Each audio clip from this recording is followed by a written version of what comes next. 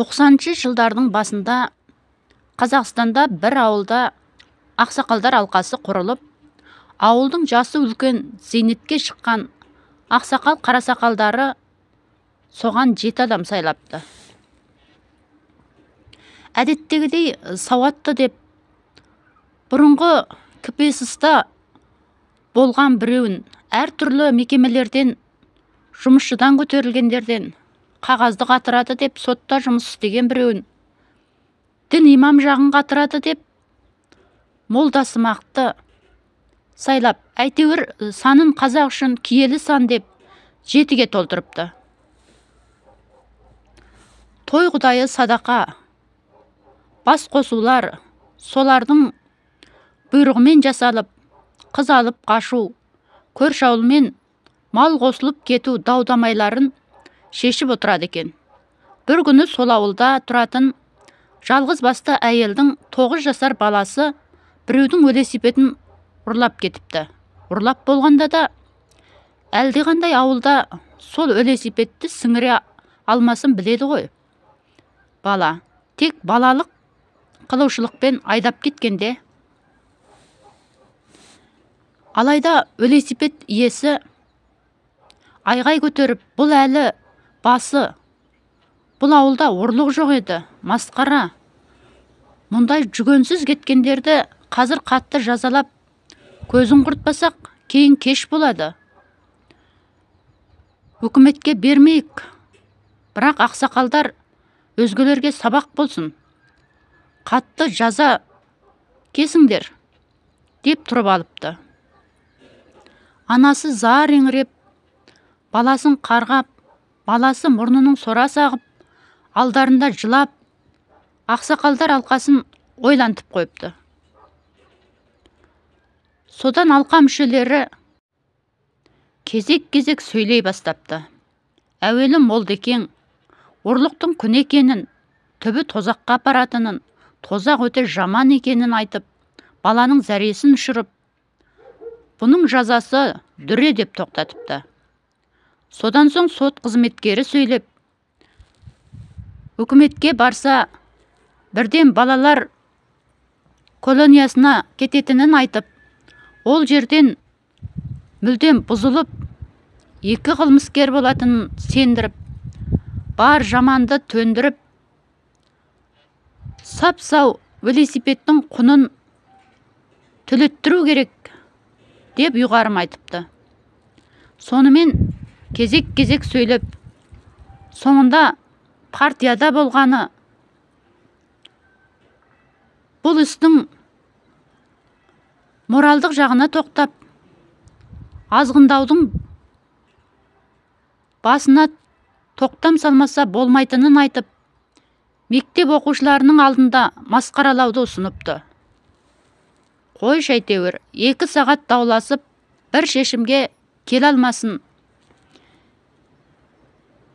Кәрі темір жолшы ақсақал былай депті. Осы ауылда бәрімізден үлкен 92-ге келген ағамыз Аспантай ақсақалды шақырайық. Үйі де алыс емес. Ол кісі тың. Өзі де келе алады. Оның үстіне мына бала, соның ырулас жақындарының баласы. Келсін, төрелігін айтсын деген екен. Соған тоқталып, Аспантай ақсақалға бала жүгіртсе, қолым тимей жатыр деп қайтарыпты. Содан ішіндегі ең жасы кіші қарасақал біреуін жұмсапты. Жағдайды түсіндір. Ауылдың сыйлы ақсақалдары тұйыққа тіреліп отыр. Бір ауыз сөзін айтсын.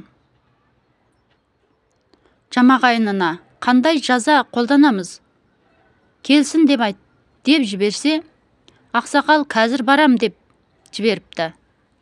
Айтқандай қолында шелегі бар. Ақсақалда аяңдай басып, қастарына жақындапты. Қолындағы тесік шелектен саулап құм төгіліп келеді екен. Ақсақал, шелегіңіз тесіліп қалыпты ғой. Жүрген жолыңыздың бойында құм төгіліп жатыр ғой, десе, Иә, білем. Бұл менің жүріп өткен жолымның.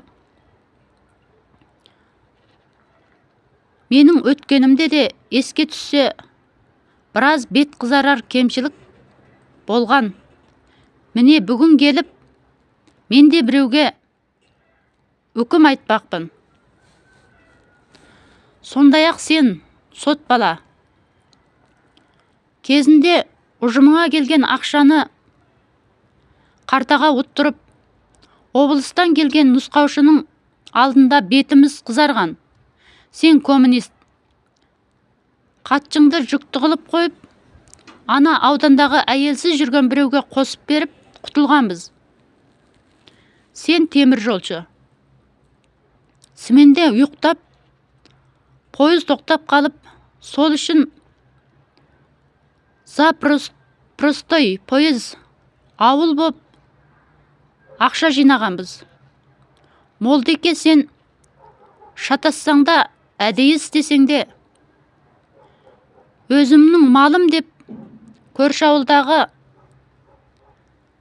адуынның өгізін сойып алып, арты төбелеске ұшырағанда ауыл болып арашалап қалғанбыз. Ал сен деп велосипедтің иесіне сарайыңды самогон қайнатуыңды қоймасаң, ана сарайыңды саппаратыңмен өртеп жіберем. Қолыңнан келсе мені соттат деп шүйлікті де сөзін ары жалғады. Осында отырған ақсақалдардың бәрінің артында шелектен төгілген құм бар. Яғни ұялған жерлерің бар. Қайсыңды масқаралап, кімге дүре соққан едік? Бүгін келіп, қаршадай балаға жабылып, шулап отырсыңдар. Одан да үйде сандыққа тыққан ақшаларыңнан жинап, сол велосипедті түскірді алып берсеңдер, сонда сендердің ақсақалдықтарың көрінеді. Ал баланың санасында азғантай сәулесі болса, түсініп кетеді, деп шелегін ұстап үйіне қайтыпты. Жаңа ғана шешендіктен бір-біріне сөз бермей отырған ақсақалдар үнсіз бір-біріне қарап отырып қалыпты. Сол айтқандай, шелегіміз бүтін бе ағайын?